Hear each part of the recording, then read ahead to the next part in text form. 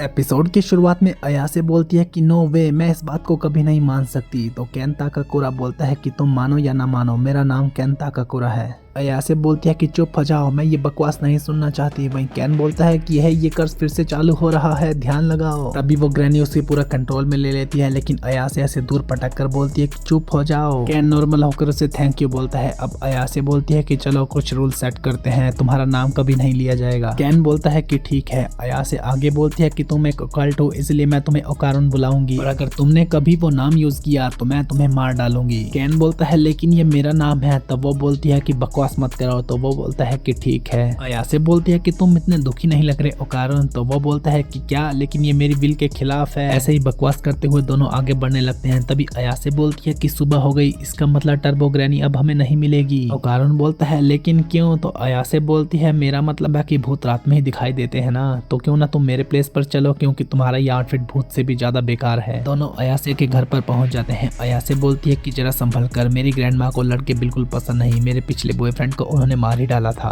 Can बोलता है कि तुम मुझे अब ये बता रही हो। जैसे वो अंदर जाने लगता है कि उसकी बॉडी जलने लगती है। अयासे बोलती है कि ये क्या हो रहा है, और वो उसे उठाकर नीचे पानी में फेंक देती है। अयासे बोलती है कि ओकारुन क्या तुम ठीक हो? तभी वो दरवाजे पर एक सील को देखती है और बोलती है कि सॉरी ओकारुन, दरवाजे में एक बैरियर को सेट किया गया है। ओकारुन बोलता है कि मुझे तो लगा था कि आज मैं मर ही जाऊंगा। अयासे सील हटाकर बोलती है कि चलो अब अंदर आने की कोशिश करो। ओकारुन बोलता है कि क्या अब सब कुछ ठीक होगा? अयासे बोलती है कि हाँ, अगर तुम जलने लगोगे तो मैं तुम्हें उठाकर फिर से नदी में फेंक दूंगी। अब वो डरते हुए किसी तरह अंदर आ जाता है। अयासे बोलती है कि अब तुम्हें कैसा लग रहा है, क्या कोई बदलाव हुए? ओकारुन बोलता है कि कुछ खास नहीं, बस बॉडी में खुजली हो रही है। तभी वो उसके बाल देखकर बोलती है कि अरे ये तो बिल्कुल ग्रैनी की तरह लग रहे हैं। ओकारुन बोलता है कि तुम्हें हंसी आ रही है, यहाँ पर मैं मरते मरते बचा हूँ। और अब अयासे बोलती है कि लगता है ग्रैंडमा घर पर नहीं है, चलो मेरे कमरे पर चलते हैं, लेकिन एक मिनट तुम बाहर ही रुको, मैं कपड़े बदल कर आती हूँ। अयासे कपड़े बदलने लगती है कि तभी ओकारुन दरवाजा खोलकर बोलता है कि मिस अयासे ये कर्स। अयासे उसे उठाकर बाहर पटकती है और बोलती है कि इस तरह अंदर मत आओ, दीवार की तरफ मुंह करके खड़ा हो जाओ। ओकारुन बोलता है कि ठीक है। अब अयासे अपने कपड़े बदल लेती है और बोलती है कि ओकारुन तुम इन्हें पहन सकते हो, ये लड़कियों वाले कपड़े हैं, लेकिन तुम्हारे लिए फिर भी ठीक है। अब अयासे पूछती है कि वैसे तुम्हारी पैंट के अंदर कुछ भी नहीं है ना? ओकारुन बोलता है कि क्या मतलब? अयासे बोलती है कि मुझे दिखाओ। वो ग्रैनी तब से कह रही थी कि उसने तुम्हारी विनी को चुरा लिया है, इसलिए तुम कष्ट हो। तभी वो चेक करता है और बोलता है कि हाँ, ये तो सचमुच गायब है। अयासे बोलती है क्या सच में? तो मुझे दिखाओ वहाँ पर कैसा लग रहा है। ओकारुन बोलता है कि बकवास मत करो, क्या तुम स्टूपिड हो? मैं तुम्हें नहीं दिखाने वाला, चाहे वहाँ पर कुछ हो या ना हो। अब ओकारुन बोलता है कि वैसे हम इस सिचुएशन में करने क्या वाले हैं, ये सब तुम्हारी गलती है क्योंकि तुमने मुझे चैलेंज किया था। अयासे बोलती है कि तुम तो सारा ब्लेम मेरे ऊपर डाल रहे हो। सबसे पहले तो मुझे तुम्हारी इन ऑकल्ट कहानियों में जरा भी इंटरेस्ट नहीं था, लेकिन ये फाइट मैंने इसलिए ली क्योंकि तुम लगातार मेरे साथ बात कर रहे थे।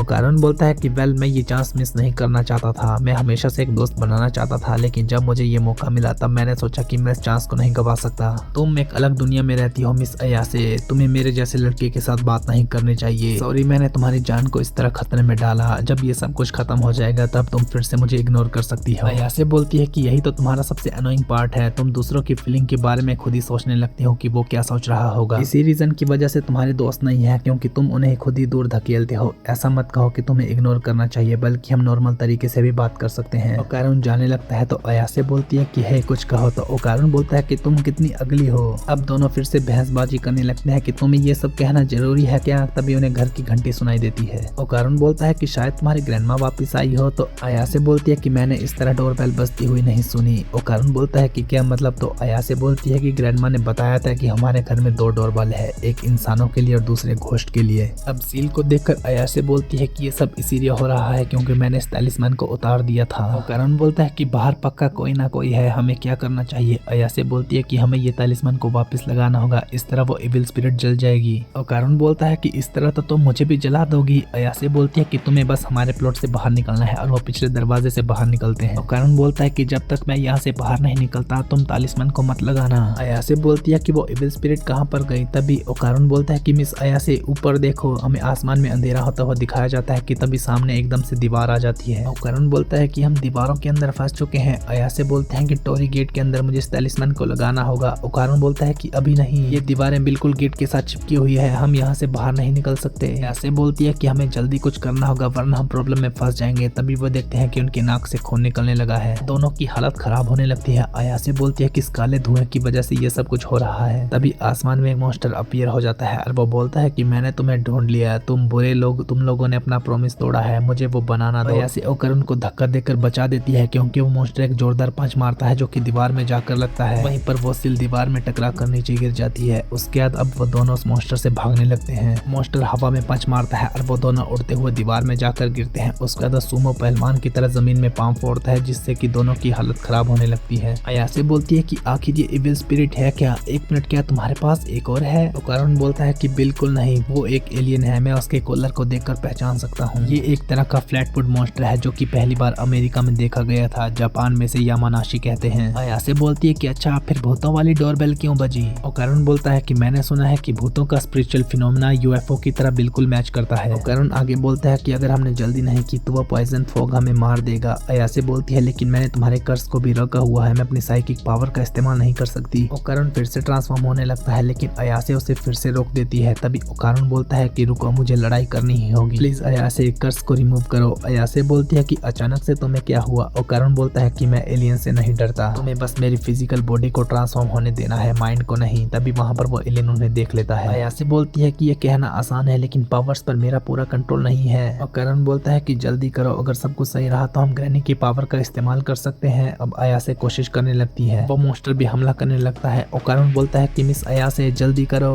मॉन्स्टर जैसे ही हमला करता है ओकारुन ट्रांसफॉर्म होकर अयासे को उठाकर वहाँ से भाग जाता है। ओकारुन बोलता है कि ये तो काफी ज्यादा अमेजिंग है, मैं पावर को महसूस कर सकता हूँ लेकिन ये थोड़ा डिप्रेसिंग भी है। अयासे बोलती है कि ये किस तरह की स्पीच है? ओकारुन बोलता है कि वेल, मैं ऑकवर्ड फेलो होना इसीलिए। अयासे उसका गला पकड़कर बोलती है कि मैंने तुम्हें कहा था ना कि तुम्हें इस तरह की बातें नहीं करनी है। अब मॉन्स्टर हमला करने लगता है। ओकारुन बोलता है कि मैं अभी आया, मुझे नहीं पता कि ये चीज काम करेगी या नहीं। अयासे बोलती है कि पीछे देखो। तभी वो मॉन्स्टर ओकारुन को मसलता है लेकिन वो देखता है कि उसकी उंगलियां कट चुकी है। ओकारुन बोलता है कि मेरी बॉडी तो अपने आप ही मूव कर रही है, तो ये है टर्बो ग्रैनी की पावर, मुझे तो काफी अच्छा महसूस हो रहा है। अयासे बोलती है कि इतना फास्ट, ये इसने कब सीखा? ओकारुन बोलता है कि ये अमेजिंग है, शायद हम ये कर सकते हैं। उसके दो मॉन्स्टर की आंखों में देखने लगता है कि तभी उसके मुंह से खून निकलने लगता है। ओकारुन बोलता है कि यहाँ पर हो क्या रहा है? तभी वो मॉन्स्टर ओकारुन पर हमला करने लगता है कि अयासे उसे खींचकर वापस ले आती है और बोलती है कि ओकारुन, क्या तुम ठीक हो? ओकारुन बोलता है कि आई एम सॉरी मिस अयासे, मेरी बॉडी उस पावर को संभाल नहीं पा रही, ऐसा लग रहा था कि मेरी बॉडी मिलियन पीसेस में फटने वाली है, कोई भी इंसान इतनी स्पीड में मूव नहीं कर सकता और मैंने तो सिर्फ इसकी 5 उंगलियां ही डिस्ट्रॉय की है, पता नहीं हम इस चीज को कैसे हराएंगे। अयासे बोलती है कि मुझसे मत पूछो, मुझे नहीं पता, अगर पता होता तो इसे हराने में हम इतना स्ट्रगल नहीं करते। तभी मॉन्स्टर को ध्यान से देखकर अयासे बोलती है कि ये तो सुमो रेसलिंग कर रहा है, अगर हम इसके हाथों को जमीन में लगा दें तो शायद हम इसे जीत सकते हैं। ओकारुन बोलता है कि मिस अयासे, तुम तो जीनियस हो लेकिन अगली बार में मेरी लिमिट पूरी हो जाएगी। अयासे बोलती है कि उसकी टांगों पर निशाना लगाओ। मॉन्स्टर हमला करने लगता है लेकिन ओकारुन तेजी से जाता है और उसकी टांगों को चीर देता है। अयासे उसे बीच में से रोककर अपनी तरफ खींच लेती है। मॉन्स्टर का एक हाथ जमीन में लगते ही डिस्ट्रॉय हो जाता है। अयासे बोलती है कि इसका हाथ मेल्ट हो रहा है, हम जीत सकते हैं। उसका दूसरा हाथ जमीन में लगने ही लगता है कि तभी वो अपनी टांगे बीच में ले आता है। अयासे बोलती है कि ये क्या मजाक है। तभी वो अयासे को उठाकर दीवार में पटकता है और जोरदार पंच मारने लगता है। ओकारुन भी मॉन्स्टर में ट्रांसफॉर्म होने लगता है कि तभी वो नॉर्मल हो जाता है और वो बोलता है कि ये कैसे हुआ। अयासे बोलती है कि आई एम बैक, तुम काफी ज्यादा नॉनसेंस हो। अब वो मॉन्स्टर को देखकर बोलती है कि हे सुमो एलियन, तुमने अपना हाथ ग्राउंड पर लगाया था, अब तुम चीटिंग कर रहे हो। ओकारुन बोलता है कि कर्स को हटा दो, मेरी बॉडी के साथ क्या होता है मुझे कोई फर्क नहीं पड़ता, मैं इस चीज को हरा के रहूंगा। अयासे बोलती है कि चुपचाप बैठा और देखो ओकारुन, मैं चीटर्स को उसे जीतने नहीं दूंगी। मॉन्स्टर अयासे को पंच मारता है तो अयासे उसका हाथ पीछे हटाकर बोलती है कि मैं अभी भी ठीक हूँ। मॉन्स्टर अयासे को लगातार पंच मारने लगता है। ओकारुन बोलता है कि मेरा कर्स हटा दो मिस अयासे, वरना तुम मारी जाओगी। अयासे बोलती है कि मैं बिल्कुल ठीक हूँ और यहाँ पर इतना ज्यादा गड्ढा बन गया है कि मैं गेट से बाहर हूँ। उसके बाद वो ओकारुन को अपनी तरफ खींचती है और उस सील को गेट के दरवाजे पर लगा देती है जिससे कि वो मॉन्स्टर जलने लगता है। उसके बाद वहाँ पर धमाका होता है जिससे कि चारों तरफ लाइट फिर से वापस आ जाती है। अयासे बोलती है कि ओकारुन, हम लोग सेफ हैं, मुझे लगा था कि आज तो मैं मरने वाली हूँ। ओकारुन ट्रांसफॉर्म होने लगता है और वो बोलता है कि मिस अयासे ये कर्स, वो उसको फिर से नॉर्मल करके बोलती है कि थोड़ी देर रेस्ट भी करने नहीं देते। इसके बाद दोनों फिर से आपस में हंसी मजाक करने लगते हैं। तभी अयासे बोलती है कि मैं बेहोश क्यों हो रही हूँ। तभी वो बेहोश होकर नीचे गिर जाती है। ओकारुन बोलता है कि अपने आप को संभालो मिस अयासे, कि तभी वो ट्रांसफॉर्म होने लगता है और अब ओकारुन पूरी तरह से ट्रांसफॉर्म हो जाता है। Okay guys, thank you so much for watching. यही था आज का एपिसोड। आई होप आपको ये वीडियो पसंद आई होगी। अगर आपको ये वीडियो पसंद आई है तो प्लीज़ मेरी वीडियो को लाइक, शेयर और मेरे चैनल को सब्सक्राइब करें। मिलते हैं नेक्स्ट एपिसोड के साथ, तब तक के लिए